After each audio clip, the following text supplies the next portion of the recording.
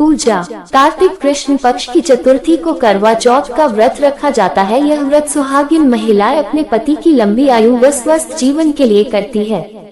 इस दिन एक करवा या गिलास लेकर उसमें चावल भरे, उसमें एक सिक्का व एक पताशा डाले व लाल कपड़े से बांध दे। कहानी सुनने के लिए मिट्टी से 4 कोण का चौका लगाए, चारों कोनों पर रोली से बिंदी लगाए, बीच मिट्टी या सुपारी से गणेश जी बनाकर रखे और रोली, मूली व चावल से गणेश जी की पूजा करे। अब चौके के ऊपर करवा रखे, उस पर ब्लाउज पीस रखे, पानी का कलश, पताशा व चांदी की अंगूठी रखे। अपने हाथ में 4 गेहूं के दाने लेकर कथा सुने। जब चौथ की कथा सुनने के बाद जो 4 गेहूं के दाने हैं उसे तो रात में चांद को अर्घ देने के लिए रख ले व दूसरे 4 दाने लेकर गणेश जी की कहानी सुने और उसके बाद सूर्य को अर्घ दे। जो चांदी की अंगूठी हमने पूजा में रखी थी उसे भी अर्घ देते समय हाथ में ले लेवे। रात में चंद्रोदय होने पर जो गेहूं के दाने रखे हैं उससे अर्घ दे व भोग लगाए। करवा और ब्लाउज पीस अपनी सास या नंद को दे, उसके बाद अपना व्रत खोले। तथा 7 भाई थे, उनके एक बहन थी। सभी भाई अपनी बहन से बहुत प्यार करते थे और हमेशा उसके साथ ही खाना खाते थे। जब बहन की शादी हो गई तो बहन ने करवा चौथ का व्रत किया। सभी भाई शाम को खाना खाने बैठे तो अपनी बहन को खाने के लिए बुलाया। तब बहन ने कहा कि आज मेरे चौथ माता का व्रत है। तब भाइयों ने सोचा कि चांद पता नहीं कब तक उदय होगा, अपनी बहन तो भूखी है। उन सब ने उपाय सोचा और पहाड़ पर जाकर आग जलाए और उसके आगे चालनी लगाकर चांद बना दिया और बोले कि बहन चांद उगाया। वह अपनी भाभीियों से बोली कि चांद उगाया, तो भाभियां बोली कि ये चांद आपके लिए उगा है। वह भोली थी, नकली चांद के अर्घ देकर भाइयों के साथ खाना खाने बैठ गई। उसने जैसे ही पहला ग्रास तोड़ा तो उसमें बाल आ गया। दूसरा तोड़ा, इतने में उसके ससुराल से बुलावा आ गया कि लड़की को तुरंत ससुराल भेजो। जब माँ ने बेटी को विदा करने के लिए कपड़ों का बक्सा खोला तो उसमें भी सबसे पहले काला कपड़ा ही निकला। तब माँ बहुत डर गई। उसने अपनी बेटी को एक चांदी का सिक्का देते हुए कहा कि तुझे रास्ते में जो भी मिले उसके पैर छूती जाना और जो तुझे सुहागन होने का आशीर्वाद दे उसे ये सिक्का दे देना और अपने पल्लू पर गांठ बांध लेना। वो पूरे रास्ते ऐसा ही करती गई पर किसी ने उसे सुहागन होने का आशीर्वाद नहीं दिया।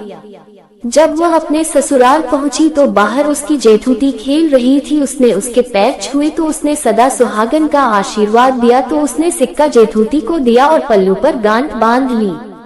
जब घर के अंदर गई तो देखा कि उसका पति मरा पड़ा है। जब उसके पति को जलाने के लिए ले जाने लगे तो उसने नहीं ले जाने दिया। तब सबने कहा कि गांव में लाश नहीं रहने देंगे।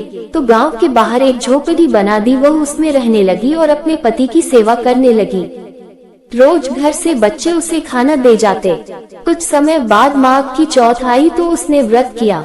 रात को चौथ माता गाजती गरजती आई तो उसने माता के पैर पकड़ लिए।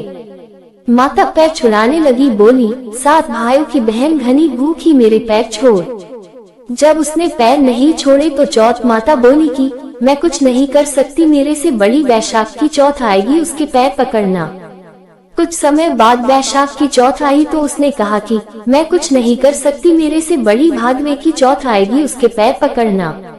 जब भादवे की चौथ आई तो उसने भी यही कहा कि मैं कुछ नहीं कर सकती, मेरे से बड़ी कार्तिक चौथ है, वो ही तेरे पति को जीवन दे सकती है, लेकिन वो तेरे से सुहाग का सामान मांगेगी तो तू वो सब तैयार रखना। लेकिन मैंने तुझे ये सब बताया है, ऐसा मत कहना।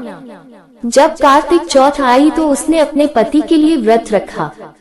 रात को चौथ माता आई तो उसने पैर पकड़ लिए तो माता बोली 7 भाइयों की लाडली बहन घनी भूखी, घनी तिसाई पापिनी, मेरे पैर छोड़। तब वो बोली कि माता मेरे से भूल हो गई, मुझे माफ कर दो और मेरे पति को जीवन दान दो।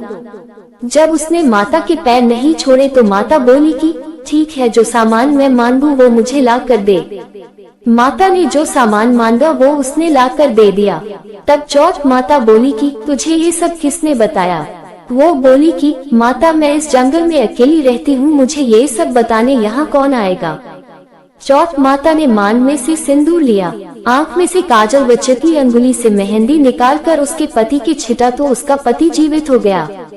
माता ने उसके पति को जीवित कर दिया और सदा सुहागन का आशीर्वाद दिया। सुबह बच्चे जब खाना लेकर आए तो अपने चाचा को जीवित पाया। दौड़कर घर गए और सबको बताया कि चाचा जीवित हो। सब लोग वहां गए तो देखा कि बच्चे सच कह रहे हैं। अपने बेटी को जीवित देखकर सास बहू के पैर पड़ने लगी तो बहू बोली, सासू जी आप ये क्या कर रही हैं? मैंने कुछ नहीं किया, ये तो चौथ माता ने किया है। हे चौथ माता, जैसे उसको सुहाग दिया वैसे सभी को देना।